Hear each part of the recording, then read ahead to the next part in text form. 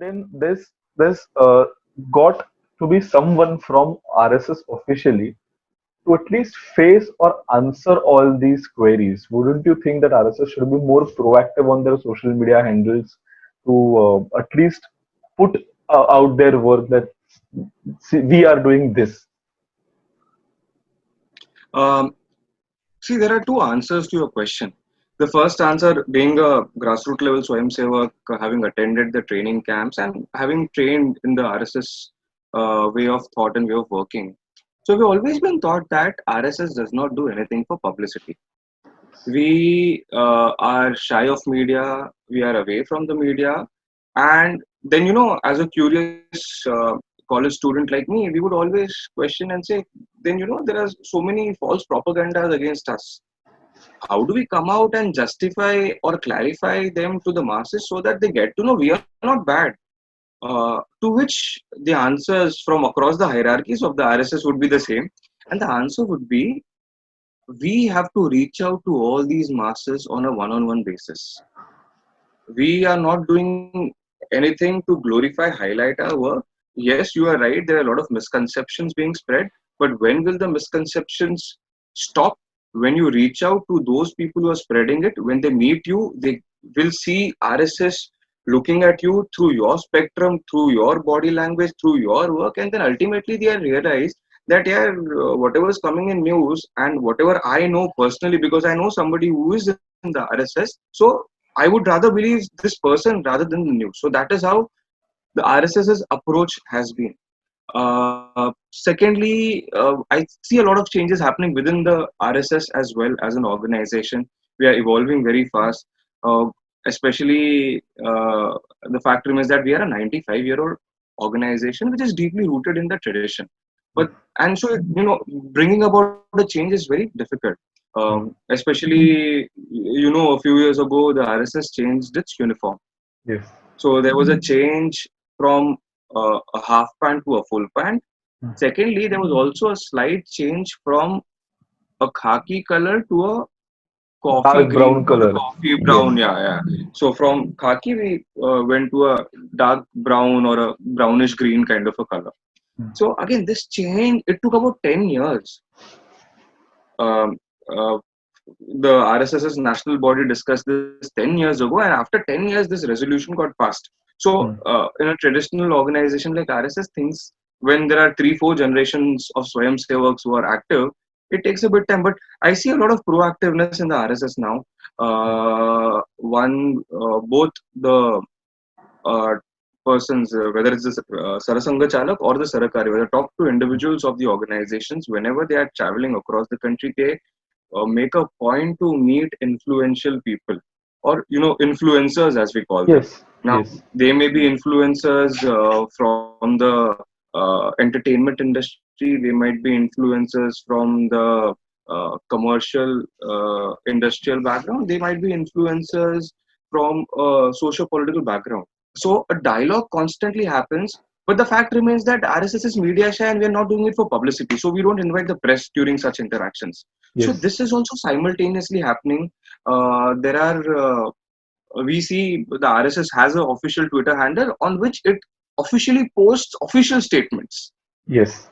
So we have gone a step ahead compared to the fact that about 10 years ago we were not doing anything. About 7 years ago we were not doing anything. But Yes. like you say, do we need to do more? Yes, we need to do more, and things will evolve. This is something which I have been seeing from past 2 to 3 years, and this is a recent phenomenon that RSS is being vilified on social media handles like never before. I mean, anything happening to any minority section is directly associated to Rashtriya Swayamsevak Sangha, which has nothing to do with it most of the times, 99.9% of times. Uh, what do you think about it? Has it increased in your observation too? Now, social media is comparatively quite a recent phenomenon. I myself joined, say, Twitter about 10 years ago in 2009 or something. And the Twitter application is getting democratized in the last few years. So we see more and more people on Twitter and we are seeing more and more people from across the sections of the society. So Yes. one, Twitter cannot be said to be a direct reflection of the society's views. But then, if you ask me, has questioning of the RSS on Twitter has increased? I would say yes, it has increased. And there are a couple of reasons for it. In the last few days, even I have been pondering why there are so many people who are hell bent on criticizing the RSS or connecting every stray incident of a minority community's person getting hurt and blame it on the RSS. Now, you know, everyone knows, and especially the marketing students, nothing sells like fear. Yes. So, if you want to establish yourself, you have to vilify somebody. And to vilify somebody, the biggest thing which you have in your hands is fear. Now, if you don't, damage the reputation of the RSS and increase RSS phobia or Hindu phobia, then you think you don't have a chance of getting back to power. And I mean, there are people who want to get back to power. There are people Yes. who want their people to get back to power. And I think that is where this whole nexus lies. And I'm pretty sure there are genuine people across all sides of political spectrum who know that at the grassroots level RSS कुछ नहीं करता है, देशभक्ति करता है, सेवा करता है. Yes. Yes. Absolutely. I mean, for that matter, I know that Panchajanya is one of the official news letters of RSS, so to say. But then Panchajanya, in its whole form, has not been marketed in a way where it reaches regular masses as easily as Tarun Bharat reaches us. I mean, Tarun Bharat is a very different platform altogether, but Panchajanya comes from more core areas of thought when it comes to RSS. What would you say about that? One, I would again rectify and clarify Panchajanya is not the official mouthpiece of the RSS. There is no Okay. official mouthpiece per se. Hmm. So there are some Swayamsevaks who think we should have our own newspaper and we should run it, and the Hmm. Swayamsevaks run it on their own. Now, Hmm. because they are Swayamsevaks who have a heavy Sangha influence on them Hmm. and they adhere to the Sangha Vichardhara, so we see the newspaper and the thoughts which come on it as a reflection of their thoughts and indirect reflection of Sangha ideas. Hmm. So the case of organizer Panchajanya is as good as Tarun Bharat. It's no difference, Yes. to be very Yes.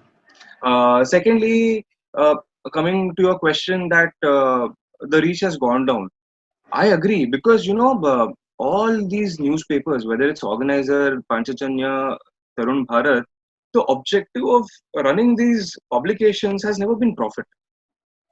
Yes. The objective of running these newspapers or magazines has been reaching out to people, spreading across our ideas. Hmm. And for that, the people who are associated with these newspapers and magazines, they're not professionally well paid. A lot of them work through a volunteer approach. Yes. But then things are changing. Right now, organizer is headed by Mr. Prafulla Ketkar. Prafulla Hmm. Ketkar is a young guy. He's been there in this institution for more than 5 years now, and there are a lot of changes which we see. For example, the web portals of organizer is very active now. Yes. You see it very active on Twitter. Uh, Prafulla Ketkar is also a widely known face in the media circuits now. Hmm. Hmm. He's invited to television shows, Yes. and he puts his perspective as the editor of organizer. So the visibility of the magazine also increases. Yes. But yes, a new approaches should be there, and I'm pretty sure they're in the pipeline. In the next 2, 3, 4 years, you'll see perhaps an application just like the Times of India has, Hmm. you'll have a Panchajanya application, you will have a organizer application. The Tarun Bharat team already has a Facebook entity called as Yes. MTB Mahatarun Bharat, MTB. MTB. Yes. and it is doing very well. They have adopted to the younger audience and their ways. They have a lot of these informal chats, Hmm. Yes. conversations. So I think organizer and Panchajanya eventually in the next 2, 3 years will evolve and they would be having their own application and they would be as good as a mainstream parallel media. All right. You talked about the approaches of the people from the top. from the hierarchy of RSS. The fact remains that a very few people know about the main or the main structure of the RSS. People know Shakha, people know Pracharaks to some extent, and directly they know Resham Bagh. They don't know what's going on in the middle and how much widespread organization this is. So can you elaborate on this point, that how is the hierarchy of RSS from top to bottom or bottom up? Uh, let's do a bottoms up approach then. All So the right. basic unit of a basic unit of the RSS is a shakha. Now, what happens in a shakha? Shakha of the RSS is a different thing than a shakha of the Shiv Sena or the MNS. Yes. The Shiv Sena shakha or a MNS shakha is actually inside 3 or 4 walls. It's an office setup. Whereas Yes. a RSS shakha is always and always on the ground, which is called as a Sanghasthan. Right. So what happens in a shakha? There are people who come together throughout across age groups. Sometimes there are shakhas which specify, which age groups it caters to and has programs accordingly. But roughly, there's warm-up exercises, Surya Namaskar, which happened for 5 to 10 minutes, followed by games which happen. So now the games which happen in the RSS shakhas have two or three objectives. Hmm. One objective is physical fitness. Second objective is mental alertness, which we play as management games today. Yes. And third, all these games are somewhere associated or linked with saving the society or saving the nation. It Yes. connects that individual Swayamsevak to the Rashtra or the Samaj. We Hmm. have games like Main Shivaji, Yes. which brings out the patriotism in you and that you have to sacrifice. Hmm. Then we have a game called as Kashmir Kiska, Kashmir Mera. Yes. So we never let go of things. At the same time, kabaddi today has become again a widely watched sport. But if you ask me, in the 20-25 years of my uh, childhood or my youth, the only reference which I had with kabaddi is the kabaddi which I used to play in RSS Shaka, Yes. which so I would give huge amount of credit for the RSS to the RSS shakas for preserving kabaddi as a sport and getting so many people to play kabaddi. Coming back to your principal question again, so what happens in a shaka? There's exercise, there's games, then there's mental activity. Yes. There'll be a group discussion or a moral story being shared to the young. If it's a shaka with children, there'll be a moral story which will be shared. If it's a shaka with adults, there'll be a group discussion on a serious issue concerning the world, nation, or the society as a whole. There will be a Desh Bhakti Geet. Then there'll be which we see RSS practicing parade. Hmm. There'll be something physical or playing the danda. And at the end of the day, there'll be a pratana in which we all hope that you know will make will help our society, will help our nation. And with the Bharat Mata Ki Jai, the Shaka concludes. Hmm. Now, beyond the Shaka, there is a Vasti. Okay. Vasti means the locality in which the Shaka is located, the neighborhood. Yes. So you have the Shaka Kareva Mukhya Shikshak, and above that you have a Vasti Pramukh in charge of the Vasti. So the Vasti Pramukh's objective is, to be in touch with those people who don't necessarily regularly come to the Shaka Yes. on a everyday basis. Then above the Vasti, you have the Nagar. So, for example, I stay in Borivali. So Borivali is a bhag. Above the Nagar, it is a bhag or a jilha in a rural area. So Okay. Nagar becomes a taluka in the rural area. Okay. One bhag has approximately 8 to 10 nagars or talukas depending on the geography and the population of the area. So above the bhag, there is a vibhag. So vibhag roughly is one Lok Sabha constituency if you want to equate it like that. Okay. So above the Vibhag, in areas like Mumbai, which has a high concentration of population in a very small geographical land, we have something called as the Mahanagar. Hmm. So above the Vibhag, there is a Mahanagar. Above the Mahanagar, there is the Pranta. Hmm. The literal translation of Pranta becomes a state, but Maharashtra state has 4 Prantas. There's Hmm. Konkan Pranta, which is the Konkan strip plus Goa, because the Sangha believes there's nothing different in Goa, other than the fact that it was ruled by the Portuguese for some time. Portuguese. Yes. Yes. And that is the reason it is not a part of the Konkan strip. But if you see the geography, the environment, the ecology, it's an The same. extension of the It's the Konkan same. strip. Yes. Yeah. So Konkan strip plus Goa is Konkan Pranta. Then there's the Western Maharashtra called as Paschim Maharashtra Pranta. Then there's Devgiri Pranta, and then there's Vidarbha Pranta. So Maharashtra is divided into four prantas. Above the pranta, there is the Kshetra. Okay. Kshetra is the zone. So we fall in the Paschim Kshetra or the Western zone. Mm. So there'll be Gujarat, then there'll be Maharashtra and Goa. Three states become the Western zone, which becomes a Kshetra. And above the Kshetra is the All India or the Akhil Bharatiya level of the RSS. Apart from that, independently, we have an overseas organization. I So was we going have to a ask about it. Vishwa Vibhag within the Rashtriya Swayamsevak Sangha, which coordinates the overall, activities which happen outside India. Now, because the Sangha is called the Rashtriya Swayamsevak Sangha in India, they can't call it Rashtriya there. Mm. So in those countries, they run under different names. The most common and popular name, especially in the US Mm. and Europe, it's run in the name of Hindu Swayamsevak Sangha. Mm. So, at the All India level, there's a coordinator who coordinates all the activities of Hindu Swayamsevak Sangha and all other uh, Sangha shakhas which run outside India. So this is the whole structure, and this is how it goes to the Sangha Sara Sangha Chalak. Um, Yes. so with this kind of structure, and this is a very elaborate explanation which you gave, and I don't know people, even from Sangha might not know this kind of structure of RSS.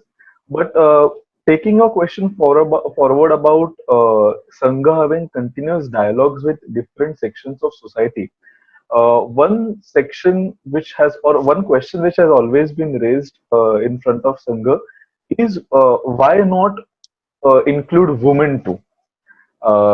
And this is a repeated question. There is Samiti, but it's not a organization under RSS. It's a different independent sister organization which does coordinate with RSS. But then this question still remains that why not women? Okay, so this has been a widely asked question on the RSS, and I had my own explanation for it. And I'm very happy that recently I heard the Sarasanga Chalak giving the same explanation. Oh, okay. So I'm sharing the same explanation which Sarasanga Chalak ji shared in one of the meetings. So he said when Rashtriya Swayamsevak Sangha started, it wasn't the same society which we live in today.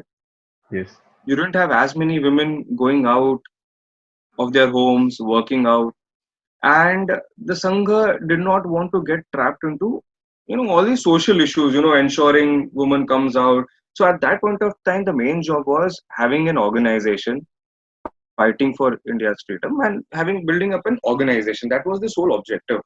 uh, so whether women can be a part of it or no was not even a question, because right now जो है उससे हम काम चला के आगे बढ़ते हैं करके. Mhm. So that is how we started.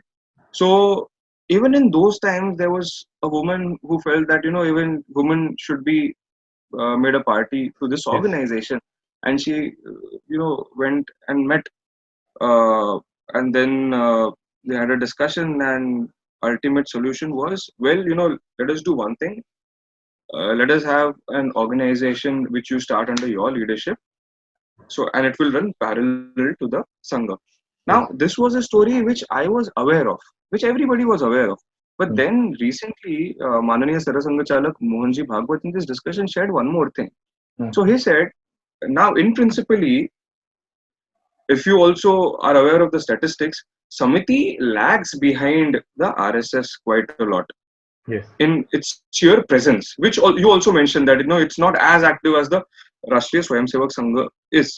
So the Mananiya Sarasanga Chalak said that the moment Samiti feels that they are on more or less equal grounds as the RSS, Mm. and they feel the time has come for the organization to merge. So the Sangha will accept it, but the proposal should come from the Samiti. Because if we only propose, then you will again say RSS is patriarchal. Yeah, जब चाहे तब separate women organization बना दिया, जब चाहे तब तुमने merge कर दिया. So he says the proposal should be coming from the Samiti, and if the proposal comes, we would be open to exploring the proposal and even merging the organization. Again, to this answer, there was a question which was asked.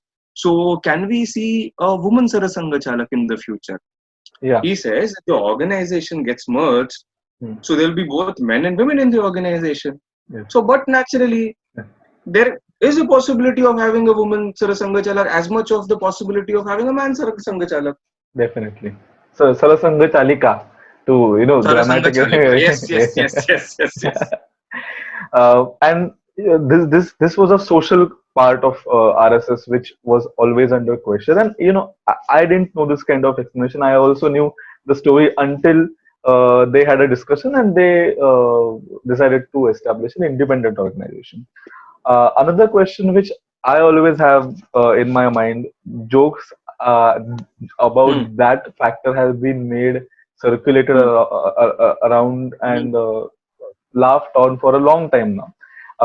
That this is the $1 million question, what we say, that hmm. how much does Sangha influence the Bharatiya Janata Party? Uh, I don't think it influences the everyday affairs of a Bharatiya Janata Party. Okay. As a Swayamsevak, and I come from a family of Swayamsevak. My father is also Sangha Karyakarta. Mm, So I've never seen my father hobnobbing with any politician. mm, Second, he also ensured I never hobnob with him on a personal basis. Third, I've never come across BJP or politics as a Shakha Karyakarta or in the system of hierarchy or the flow of my Sangha journey or my official Sangha work. I've never encountered with the Bharatiya Janata Party. mm, So, what is the relation of Bharatiya Janata Party and the RSS then? Is what people ask. So, the RSS has many, has inspired many organizations, mm, which were started by Swayamsevaks, where the Akhil Bharatiya Vidyarthi Parishad, the Vanvasi Kalyan Ashram, Krida Bharati, Sanskar Bharati. So all these organizations were started by Swayamsevak Sangha Karyakartas, and once a year, you know, uh, the the representative of these organizations come and share their annual report with the RSS as well. So that is the only link. So there is an ideological link. Secondly, for example, in the case of BJP, if you understand the BJP, how BJP was born, Shama Prasad Mukherjee visited the then Sarasanga Chalak Guruji, and he said, I want to establish a alternate political party, party. an alternate to the Congress, which was perhaps, he had XYZ issues with the Congress. So he said, Mm, we are compromising on certain principles and we need an alternative for which I would need a few people to build this organization. And at that point of time, Guruji gave him one of our pracharaks, Dindayal Upadhyay. And then, if I have given a pracharak to this organization, and also BJP has a post within their hierarchy called as Sanghatan Mantri, okay. uh, organization secretary or secretary organization. So this person is actually the link between the ideology and the party, Mm, and this person ensures that things are running as per what the ideology is, why we started the party. And the only link which perhaps the RSS and the BJP have is the unofficial link that a lot of Swayam Sevaks are at different positions in that particular party. So I very well remember after Mohanji became the Sarasanga Chalak, mm, he had a series of press conferences across the country. And in the press, many a times these questions were asked to him. And this was the answer which he gave, that if I feel there's something wrong, or if the Sangha feels there's something wrong, we contact our Swayam Sevaks in the party. okay. And we tell them, we share our concern. And our concern is not binding on them. But we Yes. share this is what for the Sangha things. And That is it. Now, what happens next is out of that personal relation, that goodwill, or that ideological connection. All right, all right. Uh, this was about RSS, and I mean this wholesome interaction coming from especially you, because you are someone who uh, people of my age look up to, because we have been seeing you in different competitions, judging different panels, mentoring us from time to time. But I want to bring another topic here, which is, and fortunately I have been a part of it for past 3 years, which is the IIDL. And this is a very novel concept which has been introduced by Rambhau Mhalgi Prabodhini, of training the politicians or to be politicians of the country. Uh, what was the exact idea of starting this institution? Thank you, Aditya. So it's a very interesting question, and thank you for bringing this up, especially the objective behind starting this course. To understand this objective, we have to go and understand what was the objective behind starting Rambhau Mhalgi Prabodhini. Now, Prabodhini is named after Rambhau Mhalgi, who was a parliamentarian. It was his dream to fulfill Deen Dayal Upadhyay's wishes, or Deen Dayal Upadhyay's dream of having a university to train politicians and social activists, or an institute to train social activists and politicians. So Rambhau Mhalgi ji wanted to see this happen in his lifetime. Unfortunately, he started this work and he passed away. So later on, when a bunch of people close to Rambhau Mhalgi ji decided to do something in his memory, they decided a fitting tribute would be an institution for training social activists and politicians started in the name of Rambhau Mhalgi. Now, why do we need such an institute, or what was the objective behind starting Rambhau Mhalgi Prabodhini? So one of the basic or the core thinking processes behind this was, at that point of time, see, Rambhau Mhalgi Prabodhini was started in 1982. So in 1982, we hardly had courses in the social sector. We did not have a course like a BSW or a MSW. Even a course in journalism wasn't known. At the same time, political science was strictly academic. Yes. I mean, the only future which people had after studying political science was becoming a professor. Yes. So at that point of time, starting an institute with the mindset that, well, we live in a country where if you want to be a doctor, you have to undergo a 4, 5, 6 year training program, get Rigorous certified. training Only program. then, and only then you can become a doctor, because you are treating an individual patient. So these people who are going to come out and treat the society and the nation, do they need any training or no? And they need training, and there was Yes. no system structure available at that point of time. Even to be very honest, even today there is no institutional structure apart from a few organizations or a few institutions which give you that training. So with this backdrop, that a person who enters the medical profession needs training, whether it's a doctor, a nurse, or even anyone for that instance, even a pharmacist. So people who are entering the social sector also need training. With that backdrop, we started Rambhau Mhalgi Prabodhini in 1982. It was a very small organization which started voluntary funds, vagara, vagara, and eventually it started growing. A huge credit also goes to Pramod Mahajanji, Yes. who became the president of Rambhau Mhalgi Prabodhini, and then he scaled up our activities big time. He owned up, and once I interacted with Poonam Mahajanji, who had come to our classroom to take a class, and in that classroom, she said, it was my father's dream that ultimately, when somebody asked him, where does Pramod Mahajan see him 10, 15 years down the line? So Mm. the expected answer was the prime minister of the country or something like that. But Pramod Mahajanji said 10, 15 years down the line, I want to leave everything and go to Rambhau Mhalgi Prabodhini and become a principal there Oh, oh, and that's train that's students. amazing.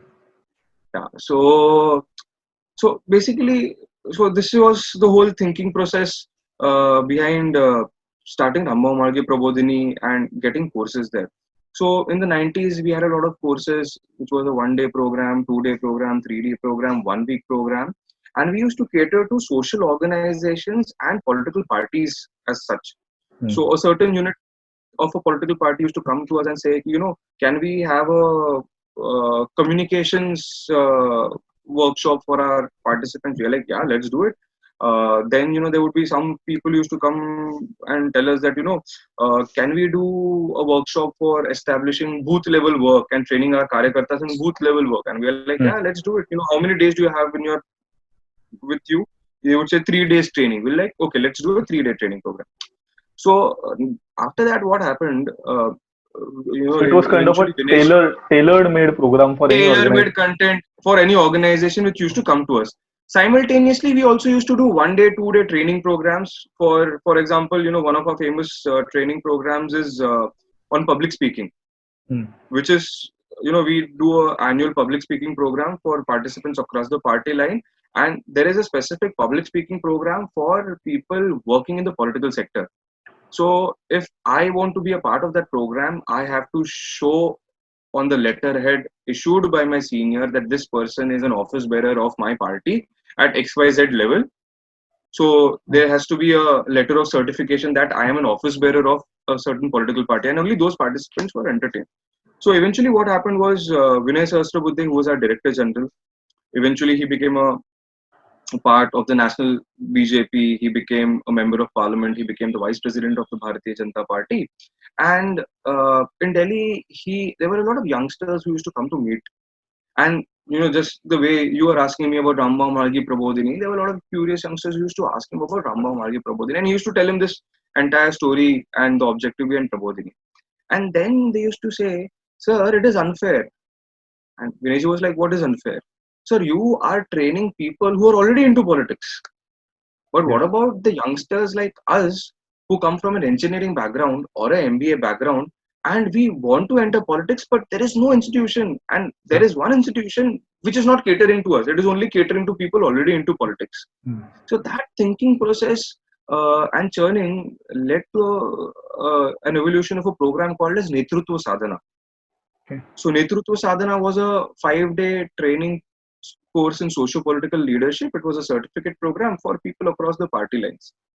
And this Netrutva Sadhana program started getting a lot of success. And the feedback from the participants was, "Sir, this was a very short course, This only is not 5 days. enough. This is not enough. We need more. We need more." And after this feedback and churning, we thought, okay, I think the people are ready for it. The people are also asking for it, and that is the need of the hour as well. So if you remember, about 4 years ago, the Prime Minister, gave this famous slogan of a new India, Yes. and is the youth ready for a new India? Yes. So we thought, what would be our understanding of a new India, especially when we are in training. So perhaps a new India will be an India where there'll be trained politicians, where Yes. leaders would come out trained. They would be having some background, and they won't go very raw in their fields. They would Yes. be understanding a sense of responsibility. Their skills would be polished, and with this, we started the Indian Institute of Democratic Leadership, which runs a 1-year postgraduate program in leadership, politics, and governance. And taking this question beyond just how the program is structured and how the 1 year program functions altogether, I have also seen a lot of students getting very good internships with politicians like the I think deputy chief minister of Bihar, Dinesh or Sharma ji, yes, Uttar Pradesh. Uttar Pradesh, yes. So would and then the Delhi study tour where you take the students to meet the who's who of the country, right from the president of India to the president of Bharatiya Janata Party, which I saw. What would be the highlights of this program? Could you elaborate on those stuff? So when we were designing this program, we wanted it to be academic, but at the same time, we did not want to reduce it to a political science course. What differentiates us from a political science course is the fact that we are dealing in 3 areas. So the course is called 1-year postgraduate program in politics, uh, leadership, and leadership, politics, and governance. Hmm. So we deal with three aspects. Right now, the spectrum of leadership and management is related to or limited to B schools. Yes. Whenever we see, there's let us have a leadership session. It will always be about corporate leadership, and it won't be about a social leader or political leadership. So one, we try to establish the fact that leadership is not limited to a corporate or a commercial domain. It also has social and political significance. The second aspect of the course is about politics, in which we try to cover ideologies, history, etc., etc. And the third part of the course deals with governance and public policy. Now, how do we teach our students or help them excel in these three areas? So we decided there'll be classroom lectures. Yes. Along with classroom lectures, there'll be field visits. We'll be having a lot of audio visual material, which will be an important tool in teaching our students. Beyond that, there'll be regular case studies. There'll be a lot of practical sessions. For examples, we have practical sessions on public speaking, RTI, PIL, how to file them, how to register an NGO. We have those practical sessions. Uh, then we decided, one of the most important components of being a part of applied politics is the work on the ground that Yes. you should know. So we have a lot of people working on the ground who come in the class and teach. So whether they are office bearers of political parties, whether they are elected representatives, ministers, or even observers, for that instance, Hmm. senior journalists or academicians, they come and interact with us, our students. um, at the same time, elections are a very important part of a democracy. Yes. So every and at this point of time, we are not a country which has one nation, one election. So we have elections every year. Yes. So during the elections, we take our students to the state where elections are being held. In the first batch, we went to Gujarat.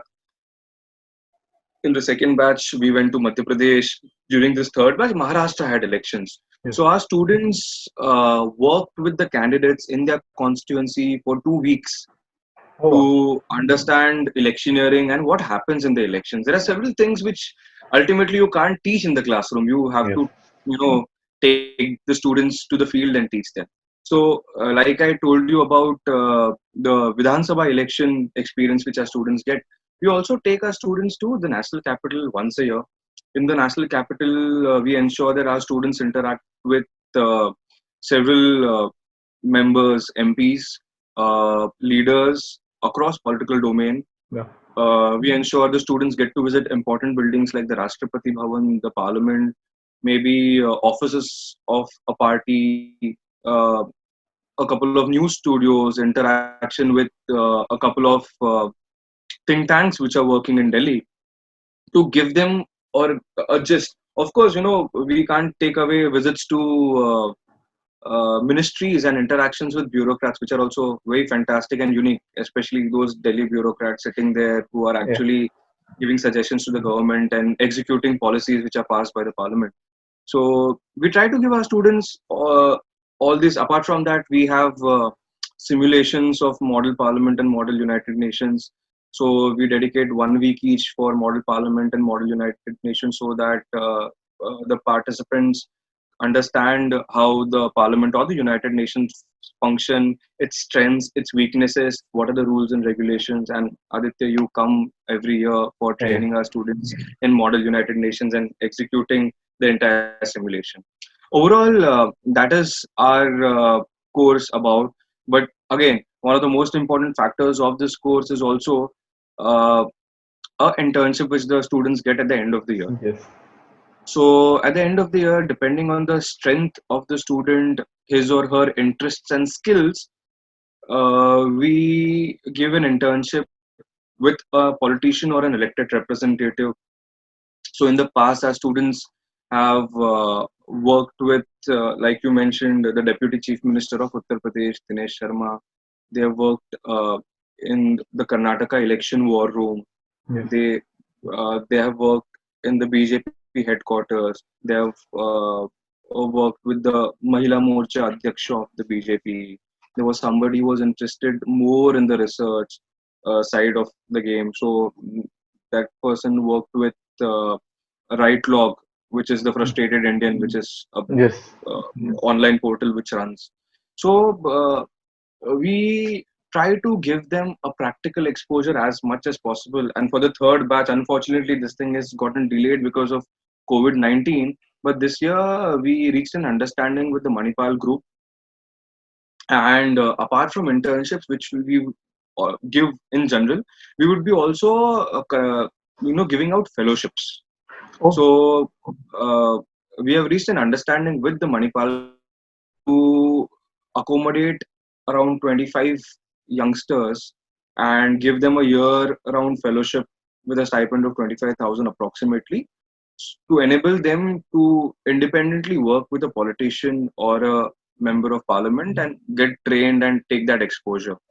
So about 15, the priority would be given to IIDL students, and about 15 of them would get selected for this fellowship. all right. Thank you so much, sir, for giving your time and such a great insight into both the topics, RSS and IIDL, respectively. We would love to interact more on Bharat Bhagya Vidhata with you on different subjects on time to time basis. We hope, yeah, that your quarantine is also going as well as everyone else's is. Thank you so much for interacting and giving such a great time to us. Thank you, Aditya, for having me over. It means a lot. Like you mentioned earlier, we have been associated for the past 5 to 6 years at least, and I have seen you grow. So best of luck for you on a personal level as well as Bharat Bhagya Vidhata, because you are somebody, and Bharat Bhagya Vidhata is one page which simplifies complex issues, and you don't mind calling a spade a spade. So best of luck. Yes, thank you so much, sir. Thank you so Okay. much.